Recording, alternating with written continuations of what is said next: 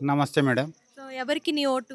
నా ఇంతకుముందు నేను కాంగ్రెస్ కాదు టీఆర్ఎస్‌కి ఇది మన టీడీపీకి ఏసేది మేడం. ఇప్పుడు కూడా టీడీపీ మనిషిని.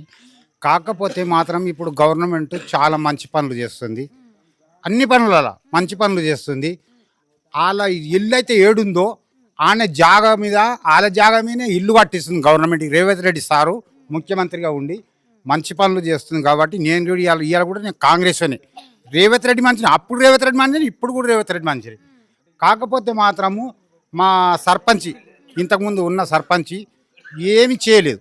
ఎక్కడ చేయలేదు. ఇవాళ వాళ్ళ లీడర్లు కాన్పౌండ్ లీడరు, బోకర్ లీడర్లు ఏ విధంగా మాట్లాడుతుంటే ఆ విధంగా మాట్లాడుతురు.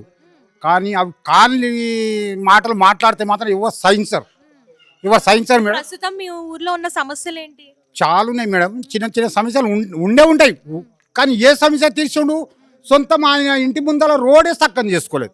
ఇంకొకటి గంగారంలో గుళ్ళు కూడా కొట్టిండు, గోపాలు కూడా కొట్టిండు, దేవుని విగ్రహాలు లేకుండా చేసిండు. ఏం చక్కని చేసిండు, ఏం ముఖం పెట్టుకొని ఆయన ఓటు అడుగుతుండో, ఏం ముఖం పెట్టుకొని అడుగుతుండో, ఎట్లా అడుగుతుండో కానీ వానికే తెలియాలి. మాకు తెలియదు. మరి గంగారం ప్రజలు కూడా మా మీద చాలా అభిమానం ఉంది. ఇంతకుముందు 13 ఓట్లతో ఓడిపోయాడు. 23 ఓట్లు శీర్షకం శీర్షకం చేస్తే 13 ఓట్లే వస్తే విన్ను. కానీ 23 ఓట్లతో ఓడిపోయిండు. ఇవాళ ఎంతో గిజ్జేస్తా ఓ ఎమ్మెల్యే ఎంపీ చేసినాడు. కానుకొని బోకర్లు మాట్లాడుతూ ఉన్నారు.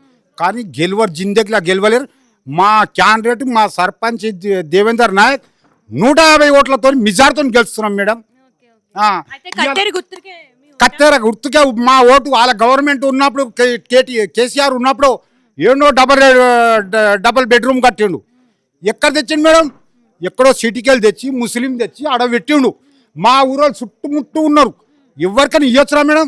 ఇయ్యలేదు. ఎవరికొక్కరికి ఇవ్వలేదు. ఆడ కట్టి ఆ దుమ్ములేస్తుంది. ఏదో అవుతుంది అలా నీళ్ళు లేవంట, నల్లలు లేవంట, ఏది లేవంట. ఈ కేసీఆర్ మాకు చేసింది ఏం లేదు. అంత ఉట్టి మాటలు చెప్పి ఆయన సంపాదించుకొని పోయిందే తప్ప ఇవాళ పేపర్లలో చూస్తాం, ఇక టీవీలలో చూస్తాం, ఎన్నో చూస్తున్నాం. అక్కడ మా ఎమ్మెల్యేలు ఎంపీలు అన్ని అసెంబ్లీలో అన్ని తప్పులు పడుతున్నారు. ఒక్కనాడు అసెంబ్లీ తొక్కలేదు. 2 సంవత్సరాలు అవుతుంది. 8 మీటింగ్లు అయినాయి. అసెంబ్లీ మీటింగ్ 8 అయినాయి. 2 సంవత్సరాలు అయినాయి.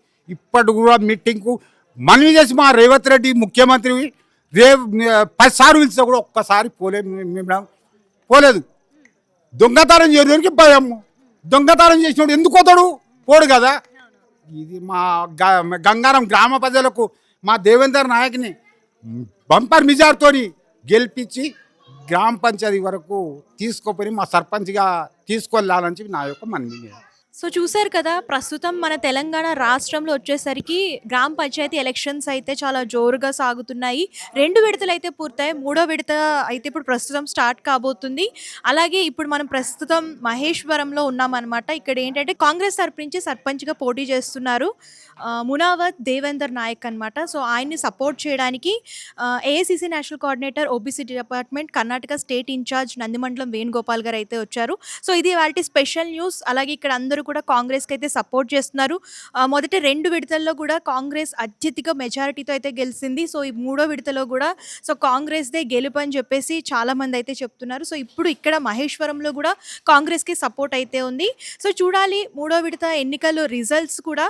సో అప్పుడు దాన్ని బట్టి తెలుస్తుంది. సో ప్రస్తుతం ఇక్కడ అయితే అంతా కూడా కాంగ్రెస్కి సపోర్ట్ అయితే ఉంది. ఎందుకంటే సో ప్రజల్లో కూడా చాలామంది స్పందిస్తున్నారనమాట. కాంగ్రెస్ గుర్తుకే మన ఓట్ అని చెప్పేసి చెప్తున్నారు. అండ్ ఇక్కడ ఏంటంటే సో అంతా కూడా ప్రస్తుతం అందరూ కూడా పెద్దలైతే వచ్చి కలిశారు. సో ఇది వాళ్ళ స్పెషల్ న్యూస్. మరొక న్యూస్తో మళ్ళీ కలుద్దాం. కెమెరామ్యాన్ శివతో సంతోషి, మహేశ్వరం నుంచి.